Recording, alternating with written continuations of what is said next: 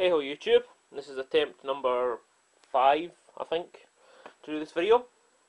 I'm going to have a quick look at review of my newest toy, lovely CDI. Right, I've got some crappy notes here.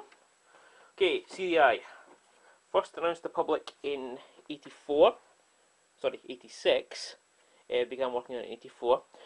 Now, for those of you who don't know, Philips and Sony were both working with Nintendo to produce a CD add-on for the Super Nintendo. That never happened, the project was cancelled. Sony went on to make the PlayStation after it, and Philips, well, originally I thought they went on and made the CDI after that, but according to what I've read now, the CDI was going to be compatible with the N60, with the CD-ROM drive for the Super Nintendo, so I'm not quite sure how that would have worked. However, when Philips ended the relationship with Nintendo, they still retained the rights to use some of Nintendo's properties, so that's how you end up with the 3 Zelda games and the Mario game. So, now, the CDI first went on sale in 1991, initially for $700, which is ridiculous. That's what, £450, £500 UK. Marketing for it was crap. I remember being around at the time in the UK, and I think I only saw one of them once in Tandy's in about 95, when they were trying to flog with a Philips TV for about £1,000. Absolutely ridiculous. The system initially wasn't marketed as a console, it was marketed as like a interactive media centre, a bit like the Mega CD TV, well, the Commodore CD TV I should say, or the 3DO. Several companies actually manufactured them. For example, this particular model, this one came out in 94. This one was distributed and manufactured by Magnavox in the States, so it's got a Magnavox sticker on it. This bloody Philips machine doesn't really matter. So, when the first CDIs first came out, they were gigantic, huge, bigger than this whole table thing. Had looked a lot like a VCR at the time, to be honest. There's video, there's pictures all over the internet. You can have a look. They're massive, and they all came with like this infrared remote. Obviously, it was designed to be like a edutainment interactive system. Remember, back in the 90s, being able to play CD was still a big thing, so these things played CD straight out of the box. Also, if you've got an MPEG card, you play video CDs. If you have a look at one of the videos, I'll explain what a video CD is.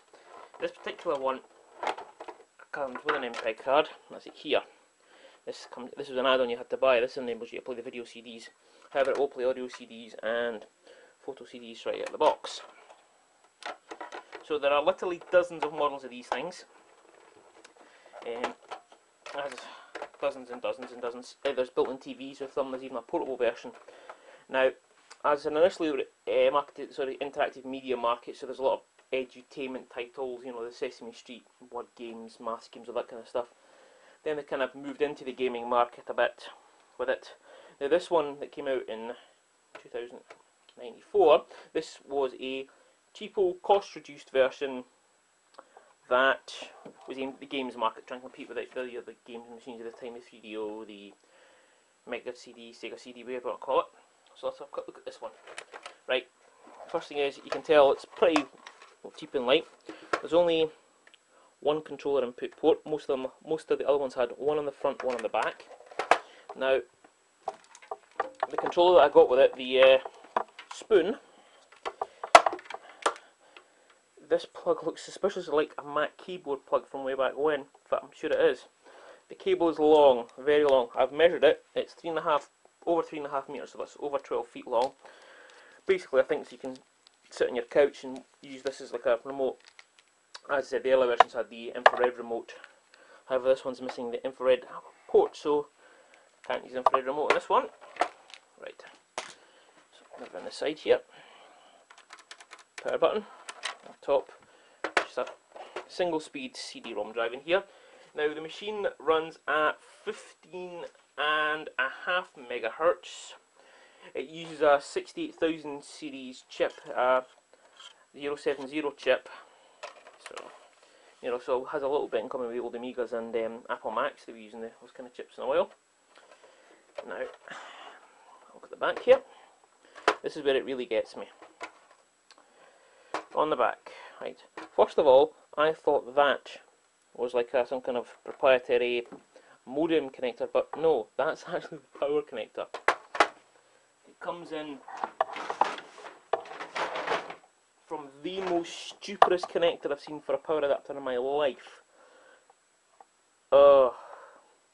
Obviously not designed for power, but again, cheap. Right, so power adapter. Now, here's a interesting. You got your standard video left and right component, and DC output. This is, yeah, it's very interesting and weird. Came with this little box.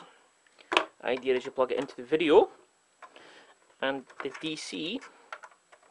Then you'd plug an old style aerial lead into the back of this, an RF, and your TV antenna, so you could have this connected up to your TV. So you just, with a flick of the switch, you could switch between the TV and the console. Yeah, it's pretty nifty for the time, especially with it being powered. That means it's amplified, which means it'll probably be a better signal than the cheapo Master System version of this. There's only about 137 games to the system. Surprisingly, there's no Doom, which is which is very unusual for a console of the time not to have Doom.